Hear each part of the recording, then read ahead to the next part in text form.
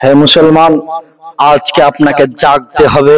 কারণ এই ভারতবর্ষে ওয়াকাফের সম্পত্তি মুসলমানদের সম্পত্তি।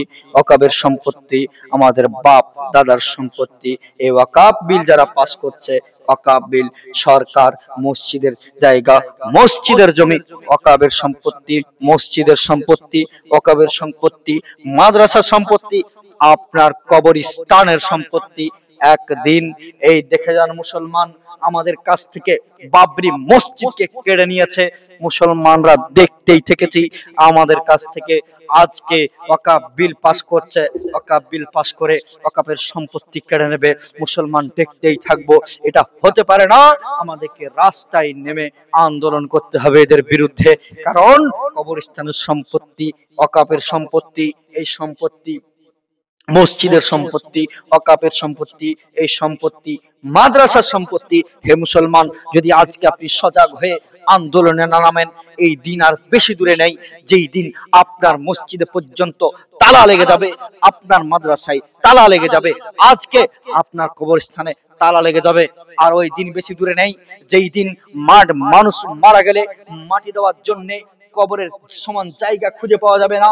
আপনি যদি আজকে আন্দোলনে না নামেন, আজকে যদি আপনি তাদের বিরুদ্ধে আওয়াজ না উঠান, হে মুসলমান, এমন একটি দিন চলে আসবে, এই দিন আর বেশি দূরে নেই যেই দিন আপনার মায়ের ইজ্জত নিয়ে ছিনিমিনি খেলা হবে, যেই দিন আপনার বোনের ইজ্জত নিয়ে ছিনিমিনি খেলা হবে, যেই দিন আপনার মেয়ের ইজ্জত নিয়ে ছিনিমিনি খেলা হবে, যেই দিন আপনার মার মাথা থেকে ওড়না কেড়ে নেবে, যেই দিন আপনার বোনের শরীর থেকে ড্রেস কেড়ে নেওয়া হবে। এমন একটা দিন চলে আসছে। হে মুসলমান, আজকে যদি আপনি তাদের বিরুদ্ধে না লড়েন, তাদের বিরুদ্ধে যদি না আওয়াজ উঠান, তাহলে ওই দিন আর দূরে নেই যেই দিন মানুষ মরে পড়ে থাকবে, কবরে কবর দেওয়ার সমান জায়গা থাকবে না। কারণ ওয়াকাফ বোর্ডে নিজস্ব ওয়াকাফ সম্পত্তি বিল পাস করছে। হে মুসলমান, মনে রাখবেন, এই সম্পত্তি আমাদের বাপ দাদার সম্পত্তি, মুসলমানদের সম্পত্তি। এই সম্পত্তি আমরা কারো হতে দেব না। কারণ আমাদের 10 বিঘে কবরস্থান আছে, 5,000 লোক আছে, বছরে একটা মরে। এত কবরস্থান নিয়ে কি করবে? অর্ধেক নিয়ে নাও, বাদ বাকি জায়গাগুলি ছেড়ে দাও, সরকার নিয়ে নেবে।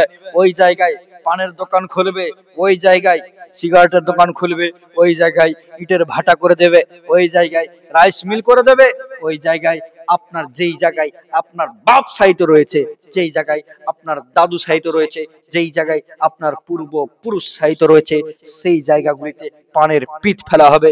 সেই জায়গাগুলিতে কত ট্রাক্টরের চাকা চলবে। সাবধানতা অবলম্বন করেন মুসলমান। আজকেই আপনি ওয়াকাফের বিরুদ্ধে আন্দোলনে নেমে যান, আওয়াজ উঠান ওয়াকাফ বিলের বিরুদ্ধে। হে মুসলমান, আপনি যদি আওয়াজ না উঠান, তো সেই দিন আর দূরে নেই যেই দিন আপনার মসজিদে পর্যন্ত তালা লেগে যাবে।